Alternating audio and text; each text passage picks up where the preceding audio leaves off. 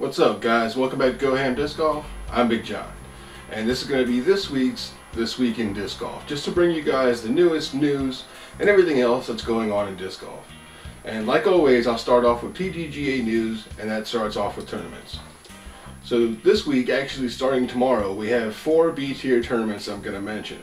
And those are the 2013 Barnett Parks Disc Golf Championships in Florida, the 12th annual Buckhorn Open in North Carolina, the CSUMB Otter Open Amateurs in California, and the 35th annual Wintertime Open, also the amateurs and also in California. So if anybody's going to be over in that area, you're going to be able to go check out the tournament and spectate, or if you're going to be playing in that tournament, let me know, because if you could get some pictures or some footage or just your general thoughts on any of those tournaments, let me know. And in the future, if anybody's going to be playing in a tournament that's coming up real soon, let me know, and I'll feature that in a video as well. Another piece of PDGA news that I want to mention, because some people might not catch it right when it comes out, is that the PDGA regularly updates the player ratings, and the last player ratings update was on January 29th. So if you are a member of the PDGA, go ahead and check it out, and if your ratings went up or they went down or they stayed about the same, let me know, and I can mention that in a This Week in Disc Golf video. The last piece of news that directly correlates with PDGA is that recently Prodigy released their D1 and D4 distance drivers.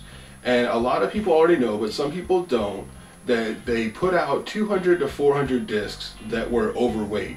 And I'm not sure exactly how much overweight they were, but it was enough to make them, you can't use them in sanctioned events. So if you bought a D1 or a D4, you might want to get it weighed or weigh it yourself. And if it is overweight, then get a hold of Prodigy, because they are replacing the ones that they sent out that are overweight. And just to let you guys know about how the PDGA feels on these regulations, if you are playing in a sanctioned tournament or event and you have a disc that doesn't follow the weight regulations, then that can come with some penalties, and that can go from anywhere from a 2-throw penalty all the way to disqualification. So the PDGA does take this pretty seriously. So if you do have some of those discs, make sure you weigh them and make sure they're right if you plan to play in anything that's PDGA sanctioned. Now, in other news around the disc golf community for other blogs and disc golf resources, first off I want to mention Rattling Chain's newest poll that they have going on. You guys know that I like to mention these polls because they always ask really good questions. And the one going on right now is a simple question of, have you ever broken a disc? And for me, the answer is no. I've never really broken a disc. I have tacoed some discs, and I've taken some pretty big chunks out of them by hitting trees, but I've never actually cracked a disc or made it unflyable. How about you guys? Have you ever broken a disc before? If you have, let me know in the comments, and make sure you head over to rattlingchains.com and vote on their poll. Dogleg Disc Golf had a couple really cool posts. The first one is 56 reasons why you may be addicted to disc golf. And it's pretty humorous. It's on the lighter side of everything disc golf, and it's definitely worth checking out. It's worth a couple good laughs. So make sure you check that one out. The other thing that they have over there is, and I know I keep talking about Prodigy, but Dogleg Disc Golf has a review up for the D1 and the D4. So if you've been looking at the new Prodigy discs, you're not sure if you want to get them or not, head over there to Dogleg Disc Golf, because the reviews are always really comprehensive and you can tell that they know what they're talking about. So if you read the review on those 2 discs, you're going to get some good information out of it. Now, the last DG blog that I want to mention is All Things Disc Golf.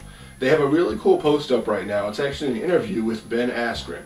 And if you guys don't know who that is, he's a professional disc golfer, but he's also a champion MMA fighter. So if you want to look at how those 2 sports may come together for this one person, you can check it out over on their website. And I'll have a link to that in the description for this video. So thanks to All Things Disc Golf, Rattling Chains, and Dogleg Disc Golf. You guys always seem to put out good content. I love talking about it. Now, the next section of this video is where I talk about the things that you guys, the viewers and the subscribers to GoHamDiscGolf, the things that you guys bring to me that you want me to mention. But before I get into that, I just want to say that a lot of you guys tell me about things that are going to be coming up in the summer or even next winter.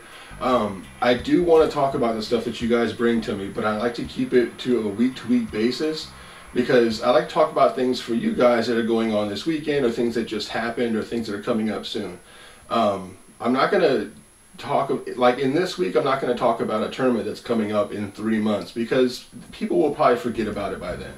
But in 3 months, if I put out a This Week in Disc Golf video and I say that so-and-so is going to be playing a tournament or hosting a tournament tomorrow or this weekend, then more people will see it and you might get more exposure for it. So if you put something on Facebook or the GoHamDiscGolf forums and it's not exactly right now, that's probably why you're not going to see it in this video. First thing I want to mention is Bryson James got his 3rd ace, and Bryson James has been a long time subscriber to GoHamDiscGolf, so thank you for the support on that, man. And he got his ace at the Royston DGC in Georgia.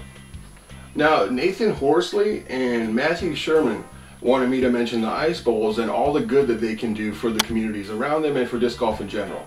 And I'm a huge supporter of the ice bowls. For those of you that don't know what they are, is that they're tournaments that happen all during the winter, and they're kind of played around really harsh winter conditions. Deep snow, cold weather, that kind of stuff. But the purpose of these ice bowls is to raise funding and food and other good stuff like that for local charities. And some of these ice bowls have done some really good. They all do good, but some of them have raised, you know, 15, 25, you know, 3,500 bucks for their local charities, or, you know, 200, 300 pounds worth of food. So if you have a chance to play in the ice bowl, make sure you do, because not only is it a great event and you'll have a lot of fun, but it's a great way to show that disc golf also gives back to the community. Denny Angel wanted me to mention the Vibram Birdie Bash. Now, before I get into that, a lot of you guys know about the Discraft Ace Race events that they put on all over the country during the summer. And those events are really cool. I'm sure a lot of you guys jumped in there and had a lot of fun with the Discraft Ace Races. Well, the Vibram Birdie Bashes are a lot like that, but they take it a step further. Instead of getting points for aces and metal hits, you get points for eagles, birdies, metal hits, everything. And there are really good prizes that go along with these birdie bashes. One of which is you can win a pair of the Vibram 5-finger shoes, which I love for disc golf. But you also have a chance to get on the Vibram disc tester team. So if you have a chance to check out the birdie bashes, go ahead and hit it. They're going to be going all summer long, and it looks like they're going to be all over the country. So if you get a chance, definitely check out those events. Alphonse Rex wanted me to mention the Prodigy discs and the overweight issue. I'm already on top of it, man, but again, thanks for reminding me. A big congratulations to Matt Homan. He hit his first ace ever, and that was at Goldenrod Disc Golf Course. And then Trisha Lafferty wanted me to mention that Dave Fehlberg has recently switched sponsors. For the longest time, he's been with Innova Disc Golf, and he's always loved their discs, just like a lot of us do. But he recently went out and tested all kinds of different discs and companies, and he decided to go with Latitude 64. And that says a lot, because Dave Fehlberg's been in the game for a very long time.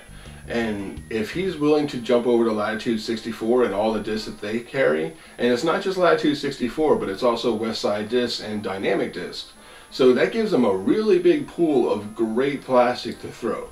So I don't know about you guys, but I plan on taking a really good look at all these discs and see if there's some more of them that I can work in my bag.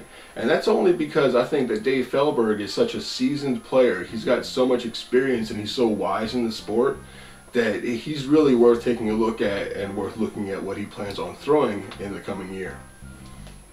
So that's going to be it for today, guys, but I do want to mention one more thing. The Millennium Quasar is the current giveaway. It's the long distance driver, the overstable driver from Millennium. And if you have not entered into that giveaway, make sure you do. At the end of this video, there's going to be an annotation at the bottom of the screen, and all you got to do is click on that and it brings you straight to the giveaway video. So make sure you watch that and make sure you enter. So I will see you guys tomorrow. Don't forget to go ham.